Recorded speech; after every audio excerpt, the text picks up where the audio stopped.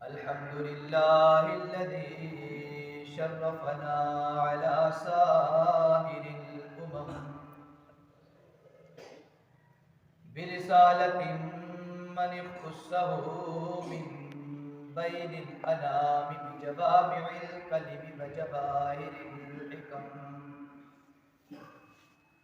وصلى الله تعالى عليه وعلى آله وأصحابه وبارك وسلم تسليما كثيرا كثيرا. ما نطق اللسان بمدحه ونسخ القلم. أما بعد، أعوذ بالله من الشيطان الرجيم. بسم الله الرحمن الرحيم. يا أيها الذين آمنوا كتب عليكم الصيام كما كتب على الذين من قبلكم لعلكم تتقون.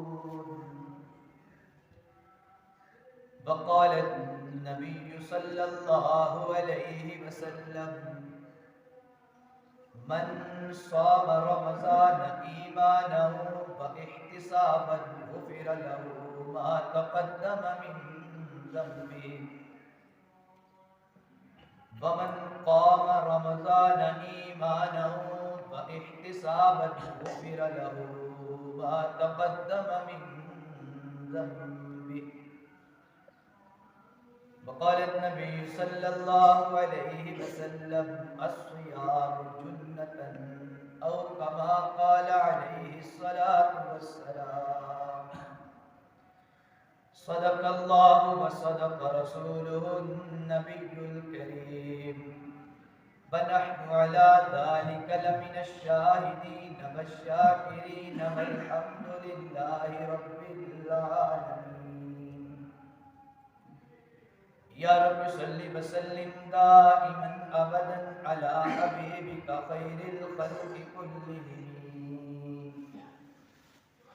اللهم صل على محمد وعلى آل محمد كما صليت على إبراهيم وعلى آل إبراهيم إنك حميد مجيد. اللهم بارك على محمد وعلى آل محمد كما باركت على إبراهيم وعلى آل إبراهيم إنك حميد مجيد.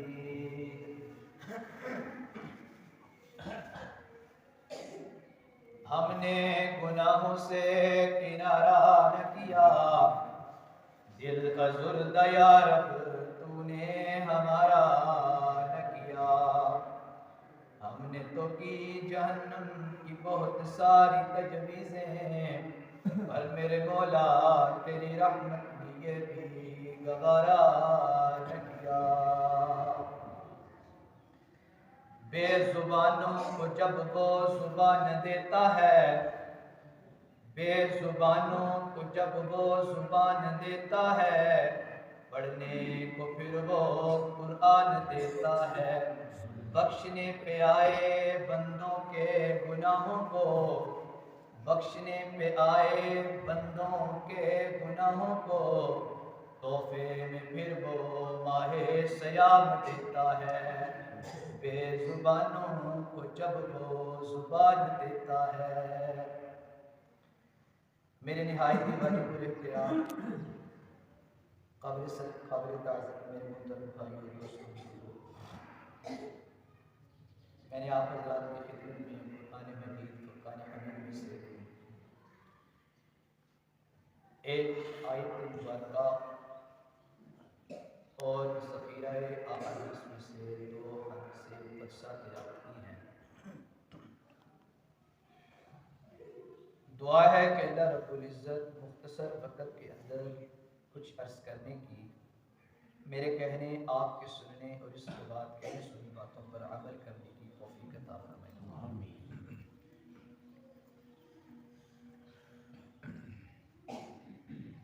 اللہ رب العزت کا یہ بہت بڑا احسان ہے کہ اللہ رب العزت نے ایک مرتبہ پھر ہم سب کو رمضان المبارک کے مہینے تک پہنچایا، اور رمضان المبارک کے مہینے تک پہنچا کر اللہ رب العزت نے رمضان المبارک کے روزے رکھنے کی اور دیگر عبادات کرنے کی توفیق عطا فرمائی۔ ہم اکثر اور بیشتر علماء کرام سے، واعظین سے، خطبہ حضرات سے اور مفتیان کرام سے یہ سنتے رہتے ہیں کہ رمضان المبارک کیا ہے، اس کا مقام کیا ہے، اس کی شان کیا ہے، اس کی فضیلت کیا ہے۔ جہاں تک بات معلومات کی ہے تو معلومات کی کمی نہیں ہے۔ ہم میں سے ہر بندہ رمضان المبارک کی فضیلت کو جانتا اور پہچانتا ہے۔ ہم میں سے ہر بندے کو اس بات کا علم ہے کہ رمضان کیا ہے، اس کی فضیلت کیا ہے، روزہ کیا ہے، روزوں کا مقصد کیا ہے، روحانی اور طبی فائدہ کیا ہے، ہم میں سے ہر بندہ جانتا ہے۔ لیکن اگر کمی ہے تو وہ علم کی کمی نہیں ہے، عمل کی کمی ہے۔ لوگ حلال و حرام کے بارے میں جانتے ہیں مگر عمل کی کمی ہے۔ لوگ ایمان اور کفر کے بارے میں جانتے ہیں مگر عمل کی کمی ہے۔ لوگ سچ اور جھوٹ کے بارے میں جانتے ہیں مگر عمل کی کمی ہے۔ لوگ نیکی اور بدی کے بارے میں تو جانتے ہیں مگر عمل کی کمی ہے۔ لوگ حرام و حلال کے بارے میں جانتے ہیں مگر عمل کی کمی ہے۔ لوگ جائز اور ناجائز کے بارے میں تو جانتے ہیں مگر عمل کی کمی ہے۔ علم تو سبھی کے پاس ہے، ہر بندہ جانتا ہے یہ چیز حلال ہے، ہر بندہ جانتا ہے یہ چیز حرام ہے، ہر بندہ جانتا ہے زندگی کے جس نہج جس سٹیج پر میں موجود ہوں، میں جو الفاظ اپنی زبان سے نکال رہا ہوں وہ سچ ہے کہ جھوٹے بتانے کی ضرورت نہیں، ہر بندہ جانتا ہے۔ ہر بندے کو پتہ ہے میری زندگی کہاں گزر رہی ہے، ہر بندے کو پتہ ہے میں زندگی کے کس راستے پر چل رہا ہوں، ہر بندے کو پتہ ہے میری منزل کیا ہے، لیکن کمی عمل کی ہے، کمی عمل کی ہے۔ تو عرض کرنے کا مقصد یہ ہے کہ رمضان المبارک کی فضیلت کا ہر ایک کو پتہ ہے، اتنی عام ہو چکی ہے، میڈیا کے ذریعے سے، سوشل میڈیا کے ذریعے سے، موبائل کے ذریعے سے، اخبارات کے ذریعے سے، اس سے بڑھ کر بلکہ عالی شان طریقے سے احادیث کے ذریعے سے، قرآن پاک کے ذریعے سے، آثار صحابہ کے ذریعے سے، تابعین کے ذریعے سے، تبع تابعین کے ذریعے سے، اولیاء اللہ کے ذریعے سے، نیک لوگوں کے ذریعے سے ہم سب کو پتہ ہے رمضان کیا ہے، رمضان چاہتا کیا ہے، روزے کو نازل کرنے کا مقصد کیا ہے، روزے کو تا قیامت قرآن پاک کے اندر ذکر کرنے کا مقصد کیا ہے، روزوں کو احادیث کی روشنی میں بیان کرنے کا مقصد کیا ہے۔ اگر کمی ہے تو عمل کی کمی ہے۔ اس لیے میں نے عرض کیا کہ اللہ رب العزت کا یہ بہت بڑا فضل اور احسان ہے کہ اللہ رب العزت نے ہمیں رمضان المبارک کا مہینہ عطا فرمایا، سبھی جانتے ہیں، مگر خوش قسمت ہے وہ لوگ جو رمضان المبارک کے مہینے میں اللہ رب العزت کی عبادت کر کے اللہ رب العزت کو راضی کرتے ہیں۔ خوش قسمت ہے وہ لوگ جو صحیح معنوں میں رمضان المبارک کا ادب اور احترام کرتے ہیں۔ خوش قسمت ہے وہ لوگ جو رمضان المبارک کا صحیح معنوں میں اکرام کرتے ہیں۔ اگر مہمان گھر میں آئے نا تو اس کی صحیح طریقے سے مہمان نوازی کی جائے تو مہمان گھر جا کر خوش ہوتا ہے، محلے والوں کو بتاتا ہے، رشتہ داروں کو بتاتا ہے، دوست احباب کو بتاتا ہے، یار میں فلانے کے گھر مہمان گیا تھا، اس نے بڑا ہی اچھا پروٹوکول دیا، میں فلانے کے گھر میں مہمان گیا تھا، اس نے میرا بڑا شاندار طریقے سے استقبال کیا ہے، میں فلاں کے گھر میں مہمان گیا تھا، اس نے عالی شان طریقے سے استقبال کیا ہے۔ میرے معزز سامعین، اس مہمان سے بڑھ کر کوئی شان والا مہمان نہیں ہے، اس مہمان سے بڑھ کر کوئی بلندیوں والا مہمان نہیں ہے، ماہ رمضان سے بڑھ کر کوئی مقام والا مہمان نہیں ہے، مہمان رمضان المبارک سے بڑھ کر کوئی فضیلتوں والا مہمان نہیں ہے۔ یہ ہمارے پاس مہمان بن کر آیا، اگر ہم اس کا صحیح طریقوں سے ادب اور احترام کریں گے، اس مہمان کا صحیح طریقے سے احترام کریں گے، اکرام کریں گے، اس مہمان کی صحیح طریقے سے مہمان نوازی کریں گے، تو قیامت والے دن یہ مہمان جب اللہ رب العزت کے حضور آئے گا، جب بندہ اللہ رب العزت کے حضور پیش ہوگا، تو یہ مہمان کہے گا یا الہی آپ نے مہمان کی صورت میں اپنے بندوں کے پاس دنیا میں مجھے بھیجا تھا، انہوں نے میرا بڑی شاندار طریقے سے استقبال کیا تھا، میری خاطر تواضع کی تھی، میری مہمان نوازی کی تھی، میں آپ کے بندوں کی ان بندوں کے حق میں سفارش کرتا ہوں۔ احادیث میں آتا ہے اللہ رب العزت رمضان کی سفارش بھی قبول فرمائیں گے اور قرآن پاک کی سفارش کو بھی بندوں کے حق میں قبول فرمائیں گے۔ اس لیے میں نے عرض کیا بڑے خوش قسمت ہیں وہ لوگ۔ یہ رمضان، یہ لفظ رمز سے نکلا، رمز کا معنی جلا دینا، توجہ کرنا میری بات کی طرف، رمز کا معنی جلا دینا۔ رمضان المبارک کے مہینے میں جو بندہ اپنے گناہوں کی سچی اور سچی توبہ کرتا ہے، صرف رمضان تک محدود نہیں ہے، اللہ رب العزت کی ذات صرف رمضان تک نہیں ہے، یا اللہ رب العزت کی شان صرف رمضان تک نہیں ہے، یا اللہ رب العزت کی رحمت صرف رمضان تک نہیں ہے۔ ہم وقت میں نے کل عرض کیا تھا، ہم وقت اللہ رب العزت کی رحمت اپنے بندوں پر برستی رہتی ہے، مگر بالخصوص رمضان میں کچھ زیادہ برستی ہے، رمضان میں زیادہ برستی ہے۔ تو فرمایا کہ رمضان رمز سے نکلا، رمز کا معنی جلا دینا۔ اس مہینے میں جو اللہ رب العزت کا بندہ اللہ کے حضور سچی توبہ کرتا ہے، اللہ رب العزت اس کے سابقہ گناہوں کو اس طرح جلا کر راکھ بنا دیتے ہیں جس طرح آگ لکڑی کو جلا کر راکھ بنا دیتی ہے، آگ لکڑی کو جلا کر راکھ بنا دیتی ہے۔ رمضان المبارک کا مہینہ، اس کے آنے کا مقصد کیا ہے، اس کو دنیا میں بھیجنے کا مقصد کیا ہے، رمضان آیا کیوں ہے، اس کی وجہ کیا ہے؟ اس لیے کہ فرمایا انسان ہم وقت اپنے کاموں میں مصروف رہتا ہے، اس کو پتہ نہیں چلتا، کچھ ایسے کام بھی کر جاتا ہے جو گناہ بھرے کام ہوتے ہیں، کوئی ایسے کام بھی کر جاتا ہے جو بدی بھرے کام ہوتے ہیں، جانے انجانے میں ارادتاً غیر ارادتاً کر جاتا ہے۔ فرمایا گناہ کی وجہ سے، بدی کی وجہ سے انسان کے دل پر ایک سیاہ نقطہ لگ جاتا ہے، اگر توبہ کر لے تو وہ نقطہ ختم کر دیا جاتا ہے، اگر توبہ نہ کرے گناہوں پہ گناہ کرتا رہے، فرمایا پھر اللہ رب العزت ایسا وقت آتا ہے جب اس کو موت کا وقت قریب آتا ہے تو پھر اللہ رب العزت گناہوں کی کثرت کی وجہ سے اس کو توبہ کی توفیق نصیب نہیں فرماتے، توبہ کی توفیق نصیب نہیں فرماتے۔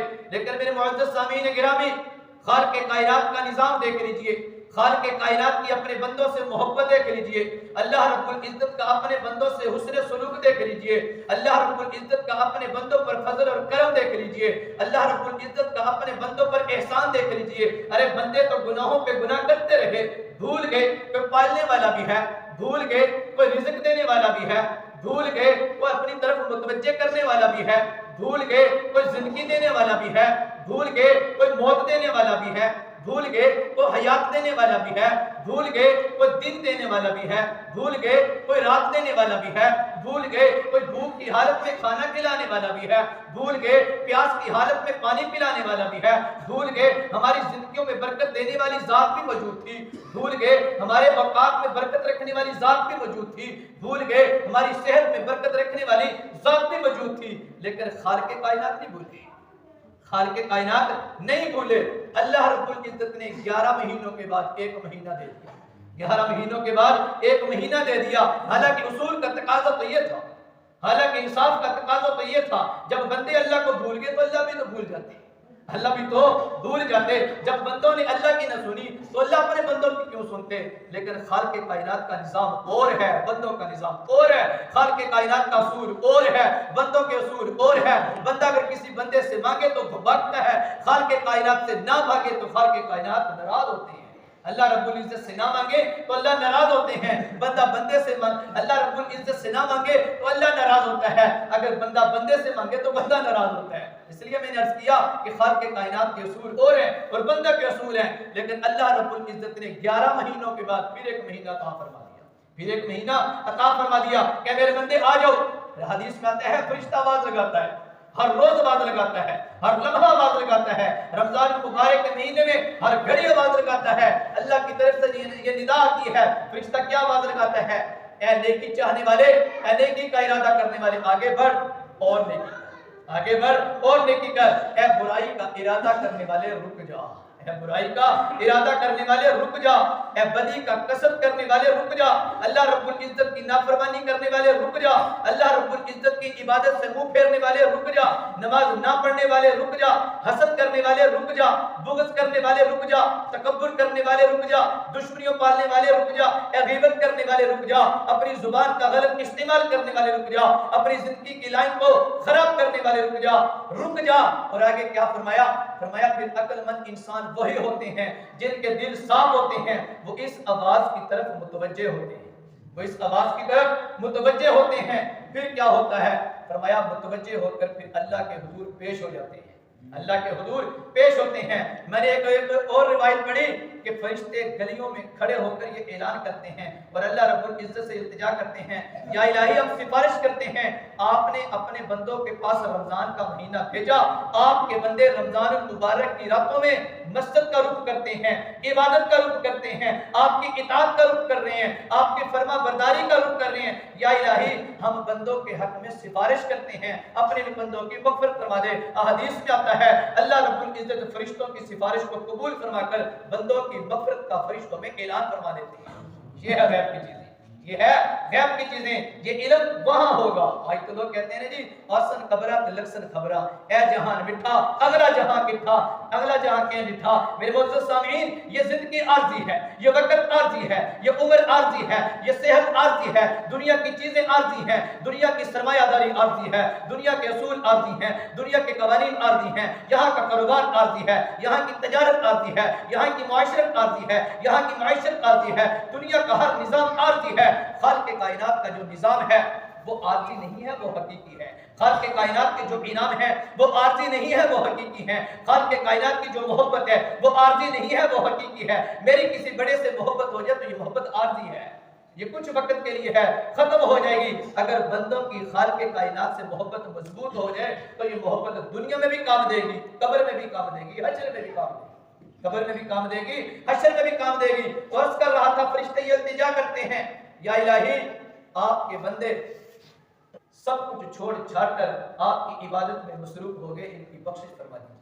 اللہ رب العزت بخشش کا اعلان فرماتے ہیں، یا الہی ان کو اور عطا فرما دیجیے۔ اللہ رب العزت ارشاد فرماتے ہیں فرشتوں گواہ رہ جاؤ، ہم نے ان کو اتنا عطا فرمایا کہ ان کے نوافل کو فرائض کا درجہ دے دیا۔ یہ بہت بڑی بات ہے، نوافل کو فرائض کا درجہ دے دیا اور ان کے فرائض کو 70 فرائض کے برابر کر دیا ہے، 70 فرائض کے برابر کر دیا ہے۔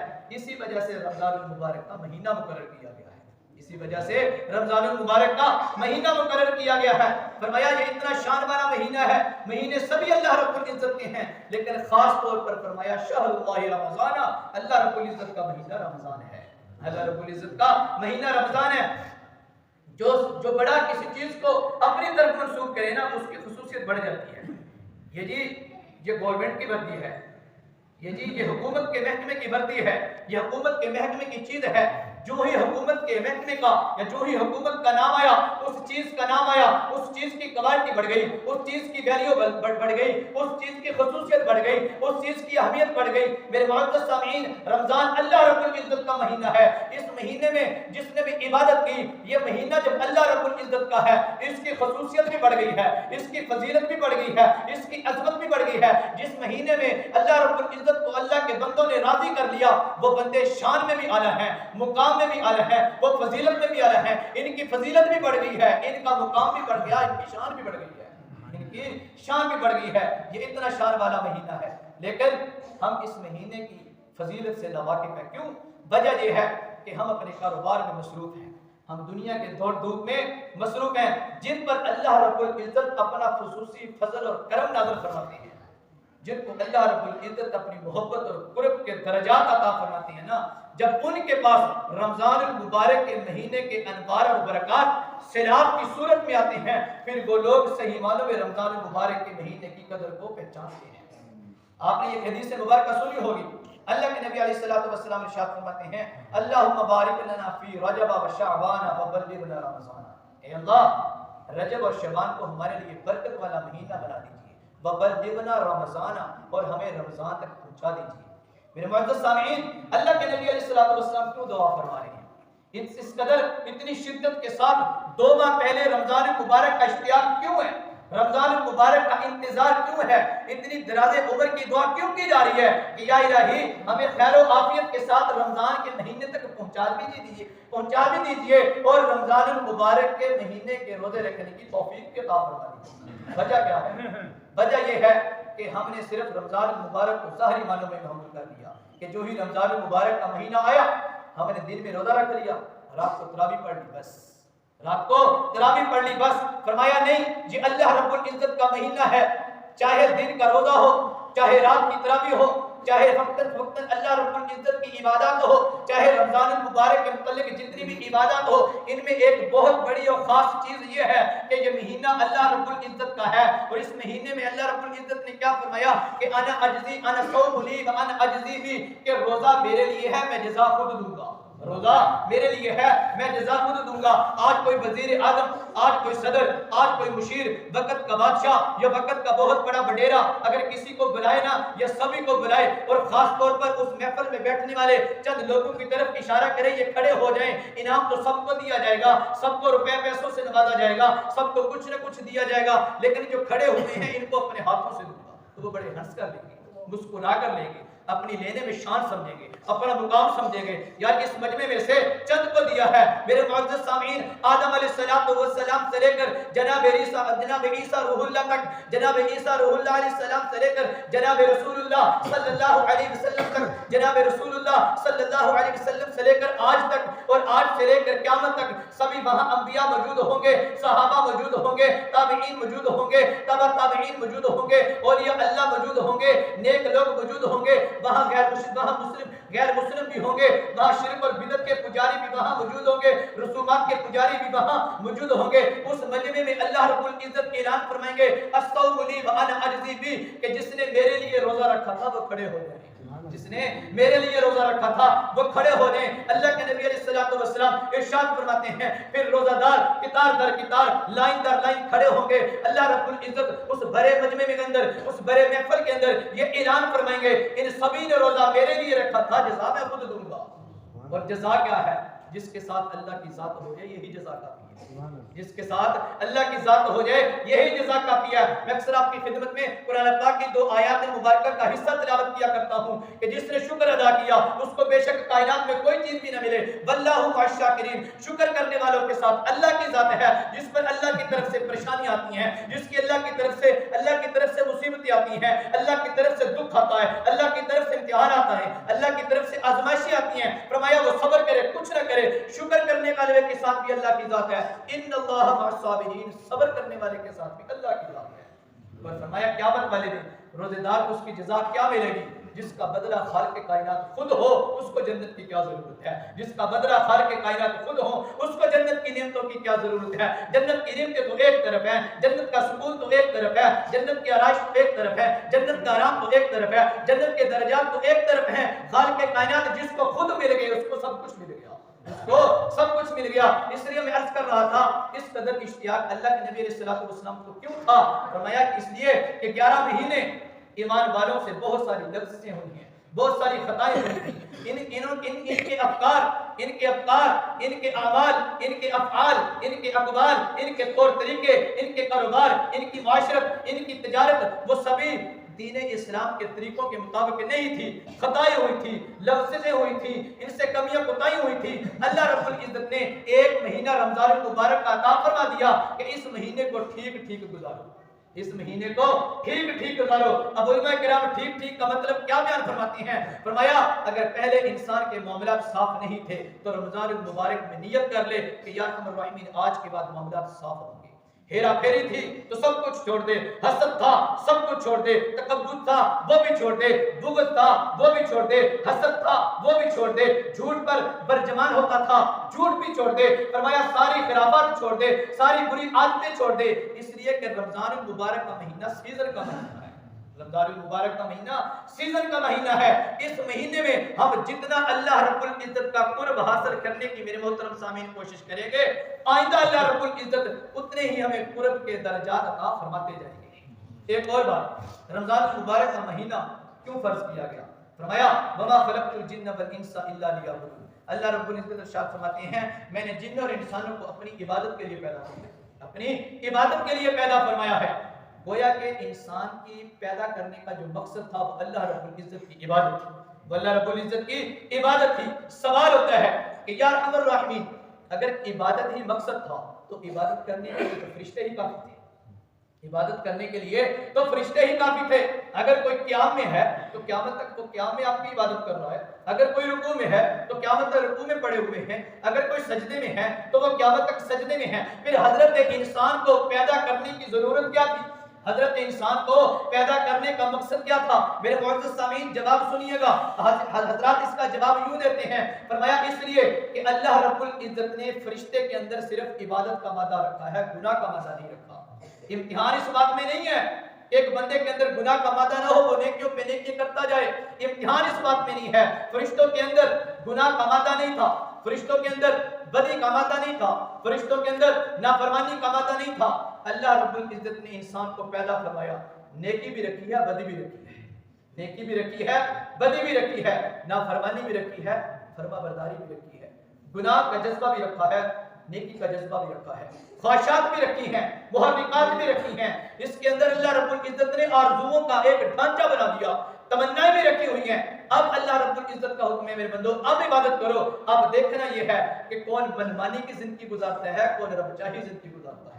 اب دیکھنا یہ ہے کوئی خواہشات پر عمل کرتا ہے، کون اللہ رب العزت کے احکامات پر عمل کرتا ہے۔ صحیح امتحان انسان کا اس بات میں ہے کہ ایک طرف نیکی ہو، ایک طرف بدی ہو، ایک طرف شیطان کھینچتا ہو، ایک طرف رب رحمان کی رحمتیں کھینچتی ہو۔ اب انسان نے فیصلہ کرنا ہے کہ وہ شیطان کا ساتھی بنے گا یا اللہ رب العزت کا ساتھی بنے گا۔ اب انسان نے فیصلہ کرنا ہے کہ وہ خواہشات کا ساتھی بنے گا یا اپنی خواہشات کا کلا کما کر کے اللہ رب العزت کی مرضیات اور اللہ رب العزت کی خواہشات پر عمل کرنے والا بنے گا۔ دوسری بات فرمایا جب انسان کو پیدا کرنے کا مقصد اللہ رب العزت کی عبادت ہی تھا تو پھر عبادت ہی کرتا کھا کیوں رہا ہے؟ عبادت ہی کرتا پیوں کیوں رہا ہے؟ عبادت ہی کرتا ضروریات زندگی کیوں پورا کر رہا ہے؟ عبادت ہی کرتا تجارت کیوں کر رہا ہے؟ عبادت ہی کرتا معاملات کیوں کر رہا ہے؟ عبادت ہی کرتا لین دین کیوں کر رہا ہے؟ جبکہ دوسرے مقام پر اللہ رب العزت ارشاد فرماتے ہیں ان اللہ اشترى من المؤمنین انفسهم واموالهم بان لهم الجنہ، بے شک اللہ رب العزت نے ایمان والوں سے ان کے مال اور جنت کے ان کے مالوں کو اور ان کی جانوں کو خرید لیا ہے، اور معاوضے میں اللہ رب العزت نے جنت دی ہے، بدلے میں اللہ رب العزت نے جنت دی ہے۔ فرمایا ہماری جانیں تو پھر بک چکی ہیں، ان پر تو ریٹ لگ چکا ہے، ان پر تو قیمت لگ چکی ہے، اور جس چیز پر ریٹ لگ چکا ہو اس کو دوسروں کے لیے استعمال نہیں کیا کرتے۔ جس چیز کی قیمت لگ چکی ہو، جو چیز خریدی جا چکی ہو، اس کو تو پھر دوسرے مالوں میں استعمال نہیں کرتے۔ لیکن میرے معزز سامعین وہ کتنا شان والا خریدار ہے، وہ کتنا شان والا خریدار ہے کہ مال کے بدلے میں مال بھی لے لیا، جان بھی لے لی اور بدلے میں جنت بھی دے دی۔ فرمایا جان بھی واپس لوٹا دی، مال بھی واپس لوٹا دیا، جان بھی واپس لوٹا دی، مال بھی واپس لوٹا دیا۔ کیا میرے بندے جان بھی تیرے پاس ہے، مال بھی تیرے پاس ہے، جان کو بھی تو سلامت رکھ، مال کو بھی تو سلامت رکھ، جان بھی جہاں چاہتا ہے لگاتا رہے، مال بھی جہاں چاہتا ہے لگاتا رہے، لیکن دو کام میرے بندے ہرگز نہ کرنا، دو کام ہرگز نہ کرنا، ایک میرے حکم کی نافرمانی نہ کرنا، ایک میرے محبوب کے طریقے کی نافرمانی نہ کرنا، ایک میرے حکم کی نافرمانی نہ کرنا، ایک میرے محبوب کے طریقے کی نافرمانی نہ کرنا، اور ہم وقت دو کام کرتے رہنا، 5 وقت نماز پابندی سے ادا کرتے رہنا، ما آتاکم الرسول فخذوہ وما نہاکم عنہ فانتہوا، ایک 5 وقت کی نماز ہے، اور فرمایا جو رسول تمہیں دے اس پر عمل کرتے رہو، اور جس سے رسول نے تمہیں منع کیا اس سے رک جاؤ،